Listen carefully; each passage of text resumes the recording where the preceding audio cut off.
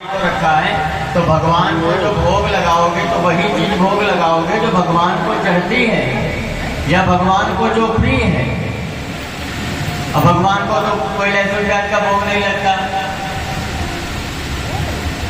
फिर तुम तो अपने स्वार्थ के लिए क्या कहोगे, ऐसा करते हैं घी रोटी दही रोटी भगवान को लगा देते भोग और खुद के लिए पता चले मटर पनीर बना लिया। तो बताओ ऐसे गोपाल जी को रखने का क्या मतलब। तुम खा रहे हो बढ़िया बढ़िया मालपुआ, उनके लिए तुम मिश्री के 4 दाने गिलास भर दूध रख देते हो। ऐसे क्यों रखो गोपाल जी को। गोपाल जी तो पहली बात तो गोपाल जी ही हैं, छोटे से बालक हैं, और दूसरी बात है ये जहाँ से आते हैं, जहाँ इनका नित्य का धाम है, वहाँ इनकी अष्टयाम सेवा होती है। इसलिए भागवत जी में लिखा है, भगवान श्री कृष्ण कहते हैं उद्धव वृंदावन परित्यज्यम पादमेकम न रक्षति। मैं वृंदावन को छोड़ करके एक पग भी कहीं बाहर नहीं जाता हूँ।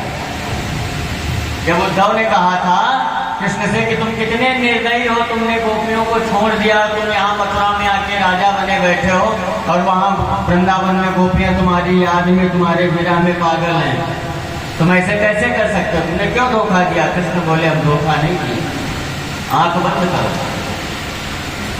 पुनः दर्शन कराया कृष्ण ने उनको वृंदावन का, और साफ शब्दों में कह दिया उद्धव तुमने सोच कैसे लिया कि तुम वृंदावन छोड़ देंगे।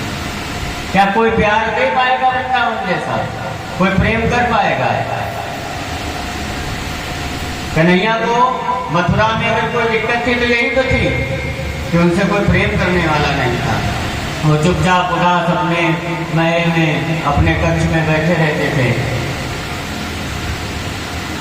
तो महाराज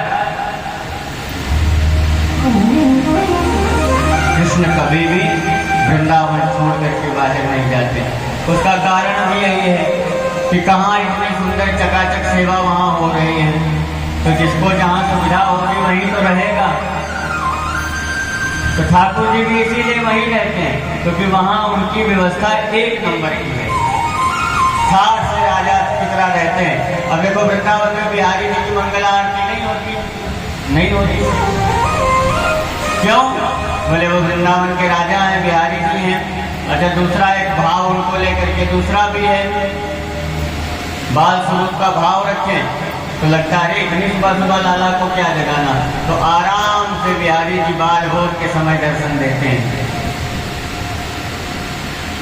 तो कहने का मतलब ये है कि नित्य जो हमसे पाप होते हैं उनसे बचने का सबसे सहज तरीका